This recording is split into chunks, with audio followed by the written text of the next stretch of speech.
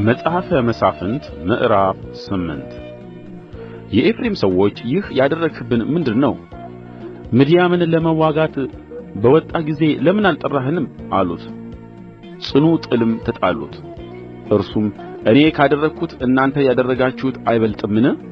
የኤፍሬም ወይን ቃርሚያ ከአቢዔዝር ወይን መከር አይሻልምን? እግዚአብሔር የምድያምን መኳንንት ሔሬብንና ዜብን በእጃችሁ አሳልፎ ሰጥቶአቸዋል። እናንተ ያደረጋችሁትን የሚመስል እኔ ምን ማድረግ እችል ኖሮአል? አላቸው። ይህን በተናገረ ጊዜ ቍጣቸው በረደ። ጌዴዎንም ከ300 ሰዎች ጋር ወደ ዮርዳኖስ ደርሶ ተሻገረ። ምንም እንኳ ቢደክሙ ያሳድዱ ነበር። የሱኮትንም ሰዎች የምድያምን ነገሥታት ዛብሄልንና ስልማናን ሳሳድድ ደክመዋልና እኔን ለተከተሉ ሕዝብ እንጀራ እባካችሁ ስጡ አላቸው። የሱኮትም አለቆች እኛ ለሠራዊትህ እንጀራ እንድንሰጥ የዛብሄልና የስልማና እጅ አሁን በእጅህ ነውን? አሉ።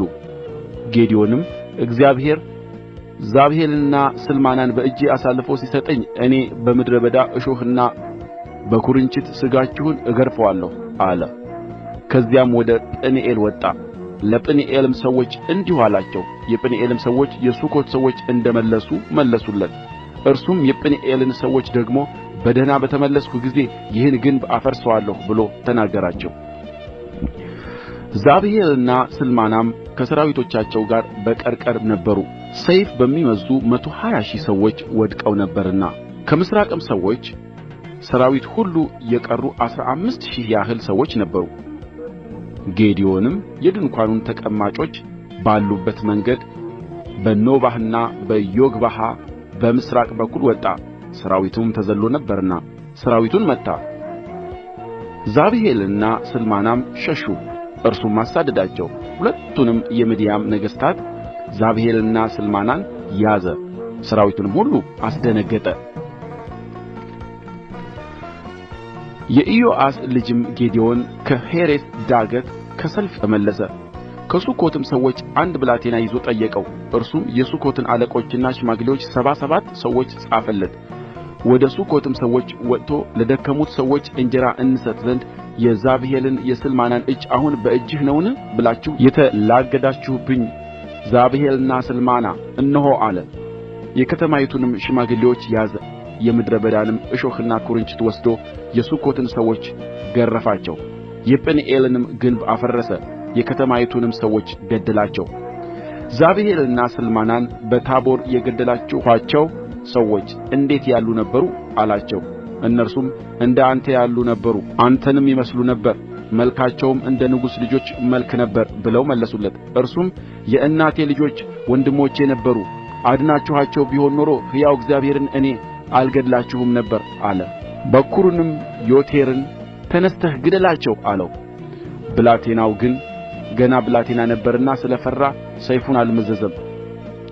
ዛብሄልና ስልማናም የሰው ኃይሉ እንደ ሰውነቱ ነውና አንተ ተነሥተህ ውደቅብን አሉት። ጌዴዎንም ተነሥቶ ዛብሄልንና ስልማናን ገደለ። በግመሎቻቸውም አንገት የነበሩትን ስሉሴዎች ማረከ። የእስራኤልም ሰዎች ጌዴዎንን ከምድያም እጅ አድነኸናልና አንተ ልጅህም የልጅ ልጅህም ደግሞ ግዙን አሉት። ጌዴዎንም እኔ አልገዛችሁም፣ ልጄም አይገዛችሁም፣ እግዚአብሔር ይገዛችኋል አላቸው።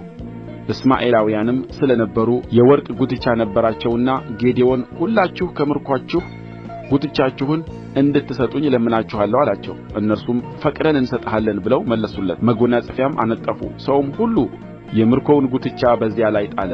የለመነውም የወርቅ ጕትቻ ሚዛኑ ከአምባሩ ከድሪውም የምድያምም ነገሥታት ከለበሱት ከቀዩ ቀሚስ በግመሎቻቸውም አንገት ከነበሩት ስሉሴዎች ሌላ 1,700 ሰቅል ወርቅ ነበረ።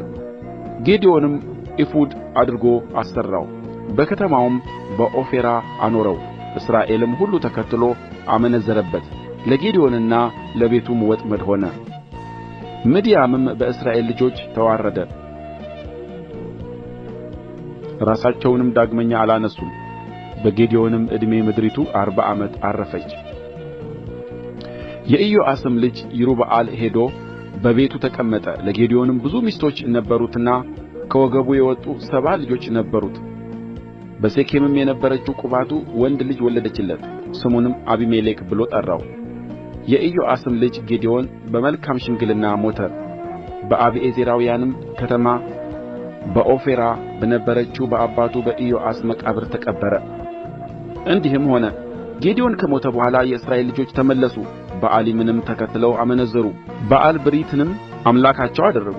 የእስራኤልም ልጆች በዙሪያቸው ከነበሩት ከጠላቶቻቸው ሁሉ እጅ ያዳናቸውን አምላካቸውን እግዚአብሔርን አላሰቡትም። እርሱም ለእስራኤል በጎ ነገርን ሁሉ እንዳደረገ መጠን እነርሱ ለጌዴዎን ለይሩበኣል ቤት ወረታ አላደረጉም።